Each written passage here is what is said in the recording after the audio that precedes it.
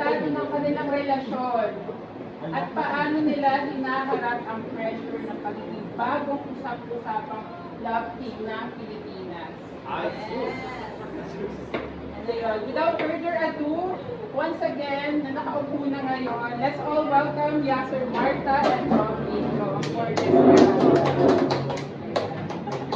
Kaya maraming salamat po sa pagbibigay ng time and syempre sa pagsabi sa amin dito sa movie na to. Sobrang ano po to, sobrang laking bagay po to para sa amin sa mga producers, kaya pinagdalang movie, at or sa buong industry. Kaya thank you po sa time. Yes, thank you sa time. Alam namin na ginagawa nyo lang din yung trabaho ninyo, ano yung mga buti para sa amin, para sa ating lahat. Kaya sana maayos ang ating collaboration. And syempre may mga tanong din kami. Ito, unang-una from Facebook. So, congratulations daw by the way, and positive feedback at ingay na natanggap na sa ano ang pakiramdam na sobrang invested ang mga tao, hindi lang sa movie, kundi pati sa chemistry ng dalawa? Rob? Syempre nagpapasalamat kami sa mga taong na-appreciate kami sa kung ano mang, sa amin kasi ni Yes, kung ano lang naman yung pinapakita namin, yun na yun, natural yun. So parang hindi naman namin na-expect na gano'n mag-react ang tao na kikiligin sila sa amin. Well, ano lang po, tawag dito, thankful lang ako sa mga tao kasi na-appreciate. Kasi may mga ibang mga love team na hindi nila, diba, hindi naman nila masyadong gusto. Pero yung sa amin, unexpected. Sobrang magkaiba kami ng pinanggalingan eh. Kami ko Viva, ako siya, Jenny. So, sino bang mag-aakala? Kaya, ayun, thankful ako sa mga sumusuporta sa akin. What about you, Lester? What do you feel about Sa that? akin, hindi naman, nagpapasalamat naman siya sa sumusuporta. Sa akin naman, Rob, hindi naman namin pinipilit kung ano yung pinapakita namin. Nagawa lang din namin kung ano yung nakapagpasaya sa bawat isa sa amin. Ayun, kung nahawa sila sa aming ginagawa, ayun sila nag-enjoy sa pinapakita namin mga content. Kasi yun nga, sabi nga namin kami yung mag-jowang dog show. Kaya ano lang, fun lang, ginagawa lang din namin kung gusto namin gawin. Wala naman kami parang pilit na kaya thank you sa support. Gusto ko rin malaman yung reaction ni Derek dun sa positive feedback at ingay ng Desperada dito. Ibig sabihin, yung effective yung movie. Tapos syempre natuwa ako kasi nakakreate ako ng diba? Ng love team, lovers, in real life. At siguro ilang araw lang after ng shoot, after ng scene na yun, mag-jowa na sila. Ibig sabihin, yung chemistry nila effective. Technique yung love scene. Yung love scene, tinuloy ba? Lalo na dito sa director's cut.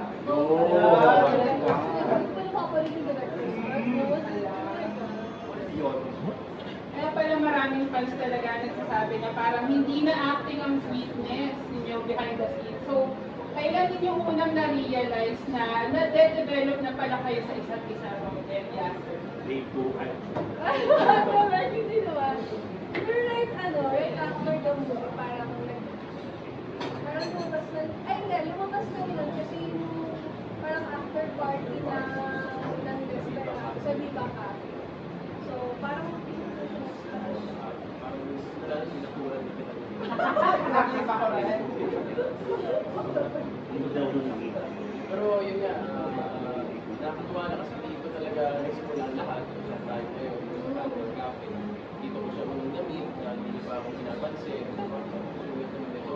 Pero para sa akin, siguro na-develop ako nung nagtatrabaho na kami. Nakita ko kung gano'n siya kasipag, kung gano'n siya ka-professional sa trabaho niya, kung gano'n siya kagaling.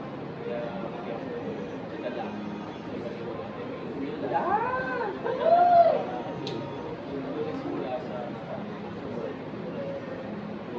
Siyempre, bukod sa positive feedback, hindi mawawala yung negative feedback. Sa panahon ngayon na mabilis mahusga sa social media, media, tapos mahirap din umamin sa pag may tunay na nararamdaman. So, paano mo yun na amin sa isa't isa? Kung mas may mga nakabasa kami sa social media, like sa mga namin, post namin, mga negative. Minsan, nakakul ako.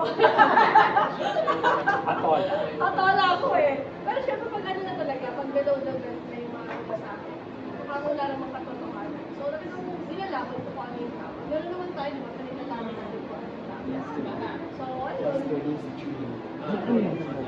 Sabi din naman sa pinapaalala sa akin, bad or publicity is still publicity.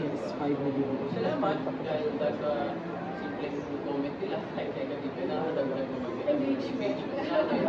So, ayun, hindi naman namin sila mag-face na walang ginamit yung basis ka. Marami nila sa akin. Pero yeah, sir, ano ang qualities ni Rob na hindi nakikita agad ng publiko, pero mas lalo mong nagustuhan habang nagkasama kayo sa project na yun? Pag sa akin, siguro halang yung inisip ng mga tao, very strong siya, yung leaders niya, parang alam mo, hawain ka ganun. Pero sa totoong buhay, sobrang sweet po niya. Sobrang mapagmahal sa pamilya niya, sa mga kapatid niya, very matulungin. Sobrang opposite po ng first impression sa kanya.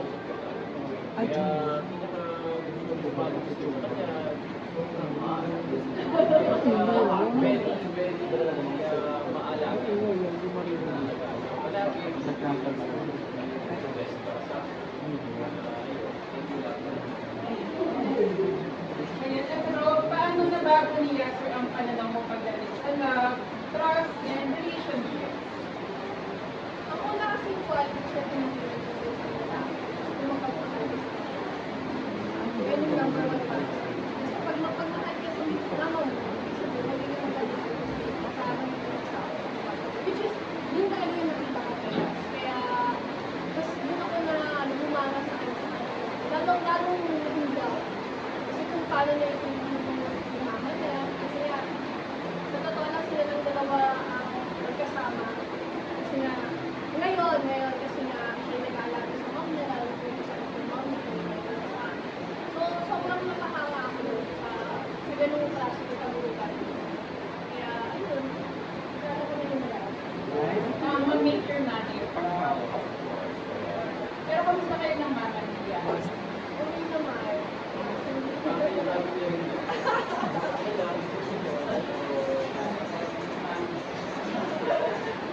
Kasi gusto namin malinawan ang fans. Officially, dating na ba talaga kayo? Or exclusively getting to know pa lang kayo?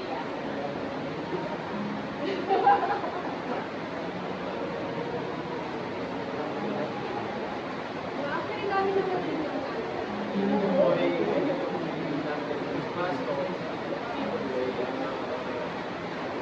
pero nandun pa rin kami sa stage na siyempre kasi bago pa lang din.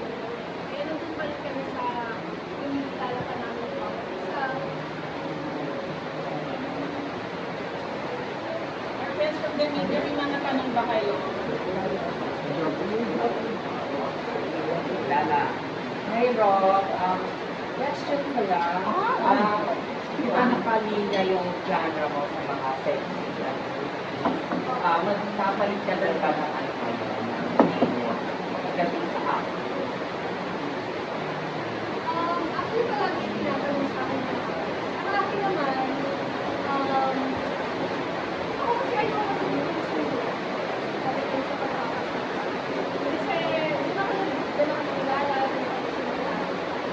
ayoko na naman magsasabi ako na mag-gusto ako.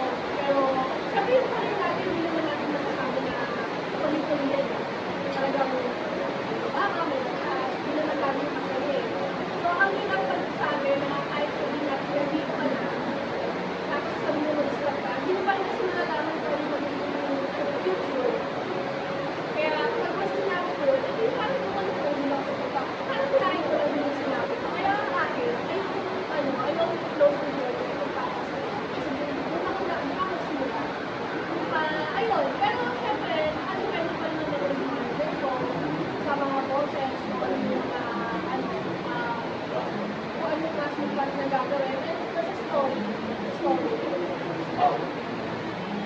naman po kaya, sir, ano po ang masasabi mo sa mga nagsasabi bagay na bagay kayo sa pala?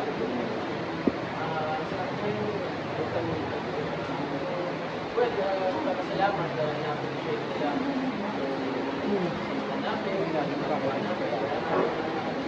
Mga natutuwa, siyempre mas nakakagsasabi na tuloy yun, lecture pa, yung namin. Kunti, di makita sa kanila kung sino talaga. Para po kay Direk, ano po ang next plan after this movie? May pinaplano kami ni Rob na another film na siguro mas maganda pa sa Desperada. Level up, sir. Level up kasi dito si Rob level up na di ba? Pang best actress na Si Yasser nanalo na ng best supporting. So, dapat yung susunod nila pag-uusapan and paglaban ulit sa festival. Question na. Paano nag-come up na Desperada yung title ng movie niyo pala? Ang aking award-winning writer. Umupo ka dyan para ma-expose naman. Napakagandang mukha, kailangan makita. Pakita mo naman. Ano pangalan ng writer?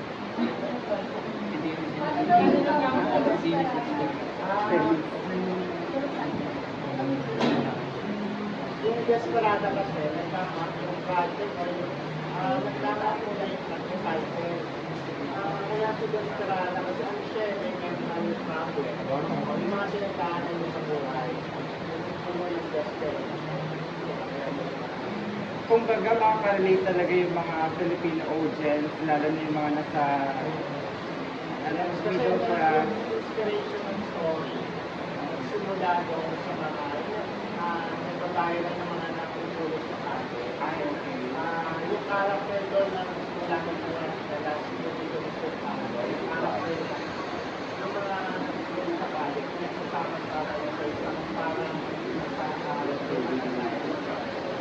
Parang shelter, doon nila inaalagaan yung mga sa gumaling, kung gagaling. So kung baga nasa salamin din talaga yung totoong nangyayari sa society natin. Ito pinapakita dito sa movie na to. Yes, kaya nga siya, I think, appreciate ko ng friendship. Kasi although napakatapang ng mga love scene sa pelikula, hindi siya exploitative. Kumbaga parang part siya ng story. So, katanggap-tanggap at meron siyang sinasabi sa pelikula. Kaya sa'yo naman at kay Ro, paano kayo na-convince na tanggapin yung project na to? Ano yung naging factor?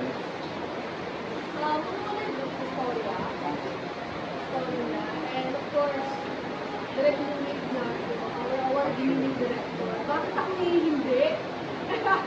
And talagang gusto ko talaga makatrabaho sa direct unique director. Kasi nagkaroon na rin tayo before, pero hindi siya, sabi ko, which is hindi ako yung so gusto kong ma-experience kung paano ako nakawakan sa direct unique. And napatunayan din. Kaya sa'yo naman. Sa akin naman po, puro for me, it's about time na rin na parang tumalog din ako sa paggawa ng mga roles, sa daily, sa over. Kasi nung past siyempre, almost 10 years, hindi next door, hindi man, hindi ako pagkita, pero hindi ganun kalalim. Pero dito, sabi ko, baka panahon na rin talaga ng pagkakita. Lalo na nung nalaman ko na si Director yung Director, naramdaman ko yung safety, hindi ito kasi basta may magawa ng bila. So ito yung talagang parang passion ng bawat isa na may sama-sama. Kay direct naman. Ano ba to direct? Handpick niyo ba or nagpa-audition kayo sa mga cast ng Desperada? Talaga nakaplan to for rock. I see. Talaga siya si Desperada. Siya ang Desperada. Oo. Ginagawa, sinusulat, ang sinusulat ng script, Ron King. Para sa kanya talaga. Si Sir naman, ang Kevin Dalula, yung bata-bata, medyo bata pa siya ng nagiging March 2020. Nag-audition siya dun sa pelikulang Lockdown, yung Paulo na. Yes. Diba? So, alam namin that time, ano sa existing soulmate kay Lito na kaya ng partner niya. Sabi niya, willing daw siyang, you know, frontal, whatever, kasi gusto niya talaga pumakit. So, on my part, sabi namin, kahit feeling time, napapayagan that time. Kasi meron yung tulak-talak. Pero ang one thing na na-appreciate namin sa kanya, yung talagang wala siyang invitation, gusto niya nakipakita yung pag-asa. So, we're looking forward na hindi lang siguro sarada o hindi sumatapos mo, natapang o hindi, magiging important actor siya. Pero dito naman, ang pinaka-surprise namin, nakita na namin sa kanya yung government, hindi ma-acting, mahusay na artista talaga.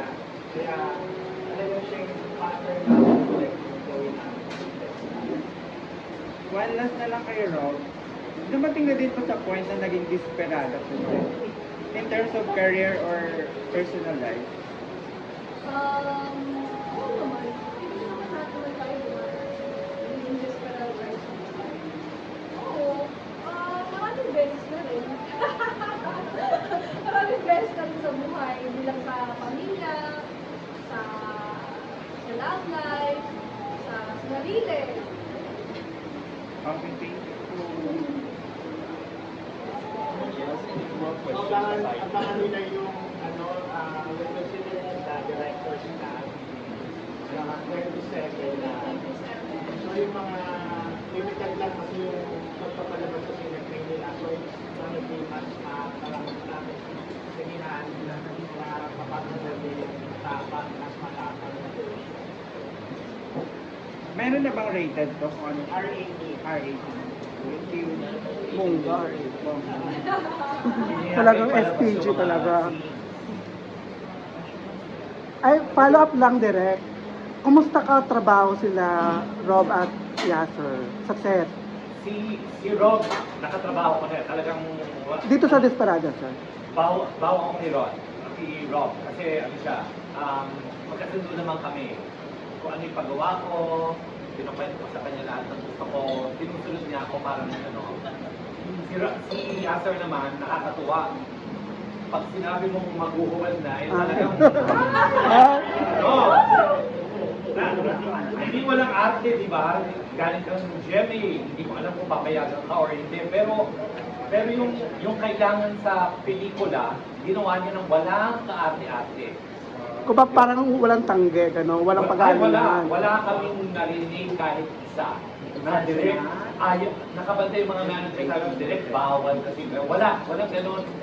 Siguro yung tiwala lang, no? Yung shots, papakita ko kasi yung shots sa kanila, ganito mangyayari. So, wala na siya tanong, basta mag-open siya. Eh, yung mga, ano sir, yung ay direct, yung mga bed scene, kissing scene, one take lang ba yon? One take lang ba yon? Hindi kasi minsan, gusto ko mas. Kasi syempre wala may diferensya sa isip, di ba? Ano ang nagdadala ng ngayon?